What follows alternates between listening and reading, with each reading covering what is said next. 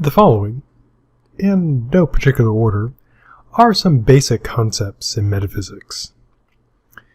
The first is ontological kind. As we saw before, ontology is the study of things, or as I prefer to define it, the study of stuff. So in metaphysics, an ontological kind is a fundamental type of entity. And again, it's not a particular thing like a kiwi, the fruit, the bird, or the New Zealander, or a roast beef sandwich, or dirt, or genetics, or whatever. It's metaphysically foundational. So it'd be something like soul, or body, something like a physical substance. Also, ontological kinds can include things like time or space. The notion of property is similar to what we think of when we think of it in normal definitions, not in terms of like owning something, but in terms of a quality or feature, such as being square or being red. And the problem of universals, which we'll look at in considerable detail, focuses a lot on properties. What it is, for example, to be square, and what is it that all squares have in common that makes them squares. There's also the notion of substance, which is a very popular notion in metaphysics, and over the centuries, the eons, in fact, there have been endless battles over substance. Now, there are a couple views of what substance is, going back to our good dead friend Aristotle. He defines it, and we'll see more of this in the future, as an entity that is capable of independent existence. And of course, there's also the question of independent, to what degree. For example, think of, look at the slide here. So we can think of the slide, as a visual object, and the slide itself can exist there as a slide. But I couldn't pull away the blue and have a handful of blue. I could have a blue thing, like the blue part of the slide there, but I couldn't just have a big handful of blue. Likewise, I could not have a handful of just rectangle. Not a rectangular thing, but just rectangle. And so the idea is that in a way, the slide can exist on its own. You can have a slide there, but you can't have just a handful of blue. Not blue stuff, again, just blue. So something like blue can't exist on its own. There can be blue things, and they can exist on their own. But you might wonder, well, take for example this slide, could it exist entirely on its own? Well, in a sense, clearly not, because it needs to be on, in this case, a computer monitor, in order to, keep existing.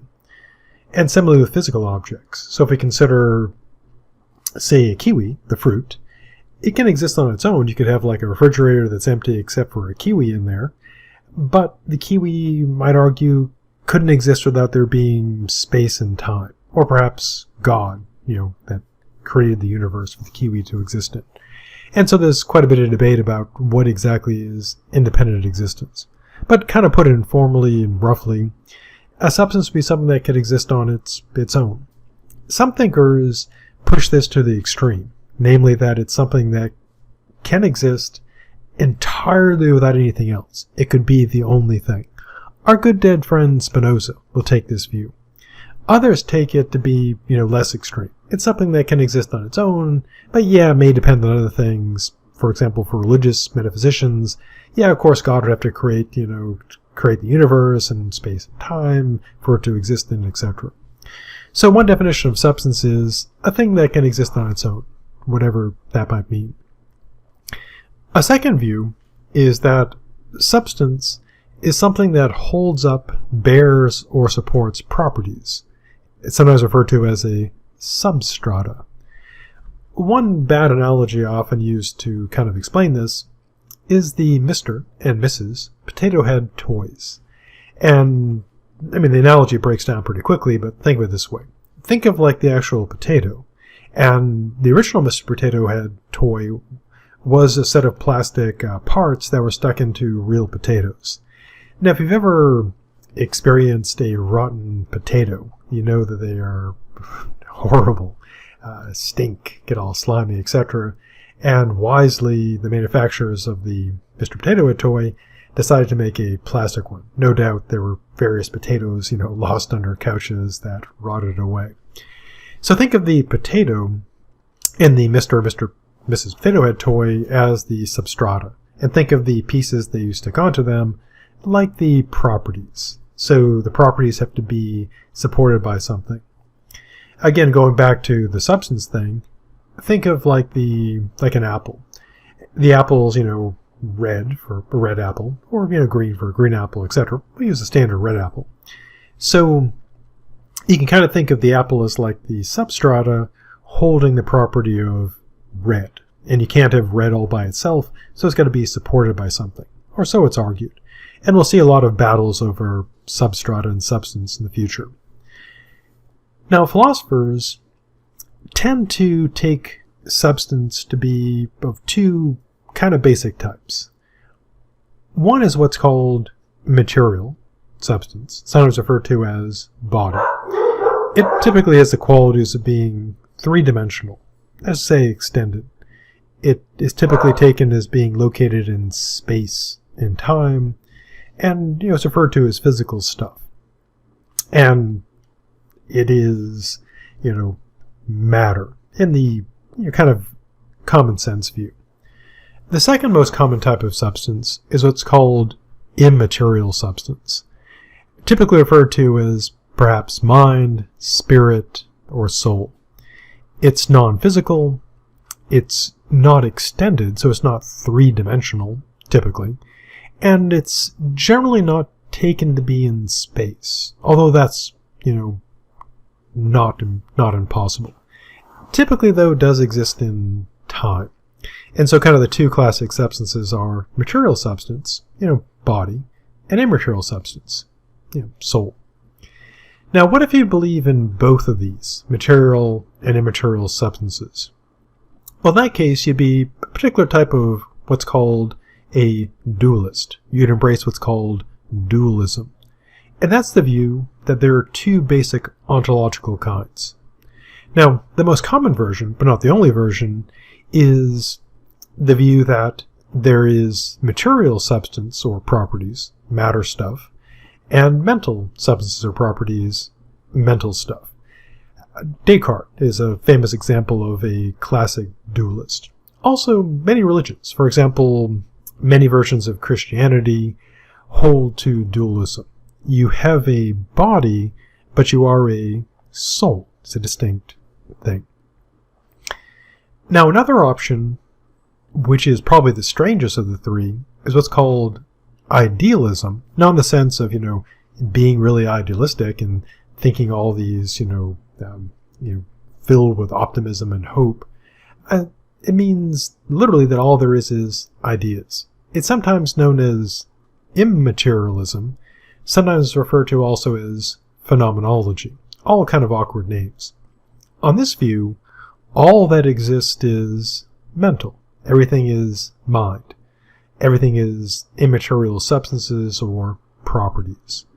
To use an analogy, imagine a virtual reality, like how we normally think of that. Think of like the movies like The Matrix and the various versions, or, more recent works. Now take away the computers that are generating it, but somehow leave the virtual reality. And that would be kind of like idealism. Everything is just ideas. There's no material substance. Two of the most famous idealist, immaterialist phenomenologists include our good dead friend Gottfried Wilhelm Leibniz and George Berkeley. Berkeley is the guy that came up with this, view that led to the classic question, if a tree falls in a forest and there's no one there to hear it, does it make a sound? He's that guy. But spoiler alert, here's the answer. Berkeley says yes, because God is watching everything all the time, according to him at least. And idealism, most people see it as, pretty strange, that everything is just ideas.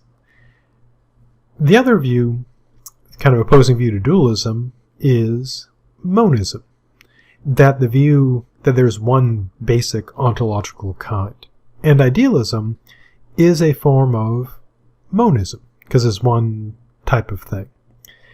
Now, there's also what's called philosophical materialism, which is different from, normal materialism, which is the view of really liking, say, expensive stuff and money and so on. It's also better known as physicalism. And that's a view that all that exists is physical, hence physicalism, or material, hence materialism. They're the same, same thing, just different names. They're also a monistic view, the view that there is one type of thing. Now, there's also, in addition to dualism and monism, there's also pluralism, which is far less common, but we'll see some examples of it. The view that there's, many different types of things. Continuing along, when you get to the problem of universals, as you might imagine, two of the big parts are particulars and universals. In this context, a particular is an entity that can exist wholly only at one point in space at a given time. And this may sound kind of odd, but this is how we normally experience things. For example, you and I are both particulars. So is everything else we seem to encounter.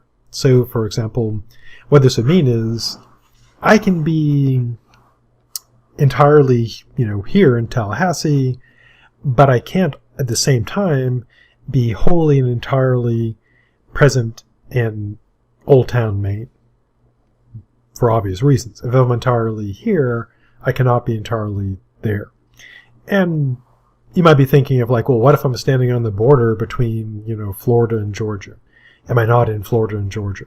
Well, the obvious reply would be, you'd be partially in Georgia, partially in Florida, so not wholly there. And so particulars are the normal things we encounter. They exist at one place at a time. Now, universals, their superpower is what's called multiple location. They can exist in their entirety at different places in space at the same time.